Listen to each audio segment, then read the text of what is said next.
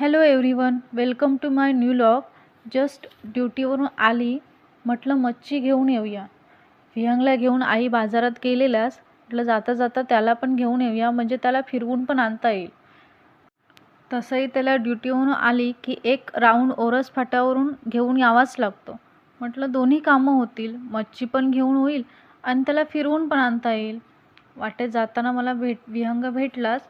म्हटलं त्याला घेतलं आणि तशीच ओरस फाट्यावर गेली, मच्छी मार्केटजवळ गेली. तर तिथे नारायणी बाजारपेठ आहे, तिथून त्याला नवीन गाडी घेऊन दिली. गाडी घेतली नाही तर तो मच्छी मला घ्यायला देणारच नाही. म्हटलं ही गाडी घे आणि आपण आता मच्छी मार्केटमध्ये जाऊया. तर ठीक आहे बोललं. तिथे गेल्यावर मच्छी घ्यायला गेलो तर विहंगसारखं घरी चल मम्मा. म्हटलं ठीक आहे चालेल, मच्छी घेऊन झाली आता जाऊया. म्हटलं काकांना त्या म्हटलं टाटा कर, तर त्यांनी व्यवस्थित टाटा वगैरे केला आणि मार्केटवरून घरी आली तर आई पप्पा वाटच बघत होते, बाहेरच थांबले होते. विहंग तर इतका खुश होता की सारखा बोलत, मम्मा लवकर गाडीची डिक्की ओपन कर, मला माझी गाडी दे, मला आई बाबांना ती गाडी दाखवायची. त्याला म्हटलं अरे थांब देते, तर तो कसला ऐकतो, सारखं आपलं डिक्की ओपन कर, गाडी दे चालूच होतं. थोडा वेळ गप केल्यानंतर त्याला सांगितलं तूच ओपन करून घे, तर काय तो ऐकेना. शेवटी मीच त्याला गाडी त्याच्या हातात दिली. तसा धावत आई पप्पांकडे जायला निघाला. त्याला म्हटलं चप्पल काढ आणि मगच आतमध्ये जा. तसा तो आतमध्ये गेला आणि आईंकडून गाडी ओपन करून घे. आईने त्याला व्यवस्थित नीट गाडी ओपन करून दिली. तो खरंच खूप खुश झाला आणि लगेच खेळायला लागला. खाली लादीवर घेऊन तो गाडी खेळू लागला. म्हटलं तोपर्यंत आपण जी मच्छी आणली आहे ती बाऊलमध्ये काढून घेऊया, म्हणजे ऑलरेडी कट करूनच आणलेली मी ती. आईंना म्हटलं साफ करून, आता पुढच्या मच्छीचं काय ते तुम्ही बघा. तोपर्यंत म्हटलं मी जरा विहंगसोबत खेळते. आईने व्यवस्थित स्वच्छ धुवून घेतली ती मच्छी. कट करून आणल्यामुळे थोडा वेळ जरा कमी लागला आम्हाला. नॉनव्हेजचं काही असेल तर शक्यतो आईच बघतात ते. आई सांगत होत्या की मी मच्छी साफ करेपर्यंत तू विहंगकडे लक्ष दे. म्हटलं तो खेळतोय नवीन गाडीसोबत, मी तुमचा व्हिडिओ करते. आज म्हटलं नवीन ब्लॉगची सुरुवात करूया मच्छी कढीपासून. म्हटलं ठीक आहे. तोपर्यंत त्याच्याजवळ जाऊन बघते तर साहेब खेळत आहेत, नवीन गाडी आणली. तर मध्येच त्याचं बाबा कुठे गेले चालू होतं. म्हटलं बाहेर बसले, जाऊन बघ. तर तो बाबांना शोधायला म्हणून बाहेर गेला.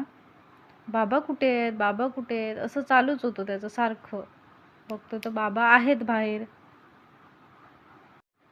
बाबांना सांगितलं त्याच्याजवळ लक्ष द्या. तोपर्यंत आतमध्ये येऊन बघतो तर आई काहीतरी शोधतात. विचारलं काय शोधतात, तर म्हणतात की मच्छी आणलीस, त्याचं वाटण नको का बनवायला, तेच सामान बघते, मिरची धने एक्सेट्रा. त्यांनी फरमाईश केलं की मी वाटण करते, तू फ्राय फिशचं कट मारून घे, कारण मला काय ते जमणार नाही. म्हटलं ठीक आहे, वेळी तर तुमच्याकडेच आहे.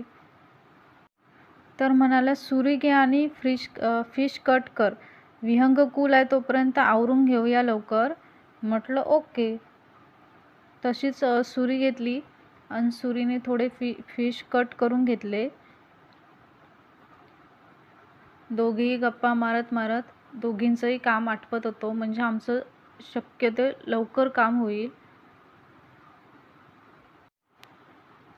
अजून विहंगची अंघोळी वगैरे बाकी होतं, इव्हन कुकर लावायचं पण काम बाकी होतं.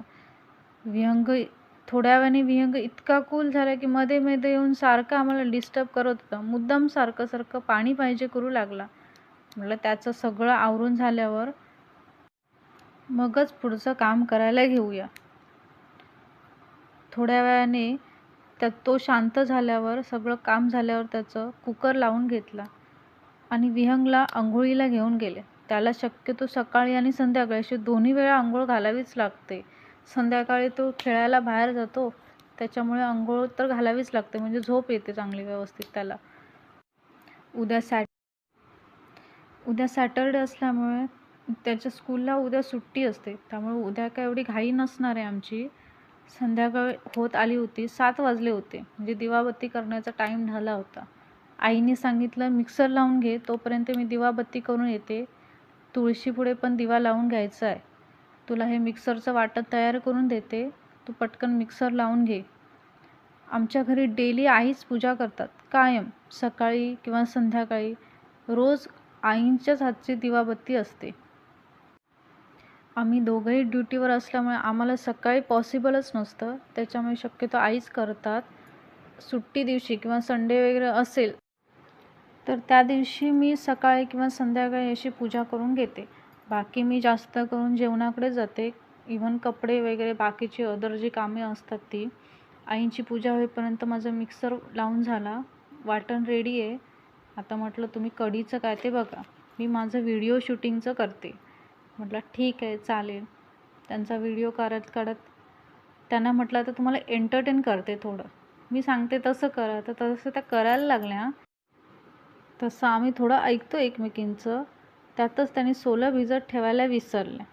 म्हटलं आता तरी मी सोलं भिजत ठेवते, तुझं व्हिडिओ थांब जरा. सोल म्हणजेच कोकम भिजत ठेवली ना की मच्छीची कढीला व्यवस्थित आंबट चव लागते. त्यांनी आता भिजत ठेवलेली आहेत सोलं. मध्ये मध्ये मी व्हिडिओ करते, त्याच्यामुळे त्यांच्या कामाची लिंक थोडी ब्रेक होते. आता फोडणीची तयारी करतात. कढीपत्ता पण घेतला आहे. त्यांना लसूण खूप लागतो फोडणीला. त्या म्हणतात लसूण असेल ना कढीच्या मच्छीच्या आमटीला, तर मच्छीला व्यवस्थित फोडणी बसते. त्याच्यात फोडणीची तयारी करतात त्या. घरी खलबत्ता आहे, पण खलबत्ता धुवून घेण्याचा आळस दोघी नाही. तर बोला मी ओट्यावरच लसूण बारीक करते. ते खलबत्ता वगैरे धुवून घेणार, त्याच्यानंतर वापरणार, त्याच्यापेक्षा माझं हे काम लवकर होईल बोलले. फोडणीत लसूण टाकलेला आहे. फोडणीत शक्यतो त्या लसूण, मोहरी, कढीपत्ता अशी फोडणी देतात ते. भिजवलेली सोलं त्यांनी कढीच्याच वाटणात टाकली, म्हणजे फोडणीला दोन्ही पण बसेल, आंबट पण व्यवस्थित लागेल. पप्पांना ना मच्छीमध्ये जास्त करून बांगडा खूप जास्त आवडतो, त्याच्यामुळे मी शक्यतो बांगडाच घेऊन येते. म्हणजे तो खायला सोपा पडतो, त्याच्यात काही जास्त काटे नसतात. फोडणी दिली आईंनी. इकडे मी तवा तापत ठेवते, फिश फ्राय करायचे आहेत. आई मला मॅरिनेट करून देत आहेत. खरं तर आई मला प्रत्येक गोष्टीत खूप सपोर्ट करतात. आत्ता पण मी त्यांना व्लॉग करूया म्हटलं तर त्या लगेच हो म्हणाल्या, म्हणजे तयारच झाल्या. मला म्हणतात ठीक आहे करूया, पण व्लॉगमध्ये तू पण मध्ये मध्ये येत जा. मोबाईल कॅमेरा मला सांग कसा धरायचा, तशा प्रकारे मी धरते. म्हटलं ठीक आहे, थँक्यू. अशा प्रकारे आमच्या पहिल्या व्लॉगची सुरुवात झाली आहे. व्लॉग कसा वाटला, इव्हन अजून काही चेंजेस जरुरी असतील तर नक्की कमेंट करून सांगा.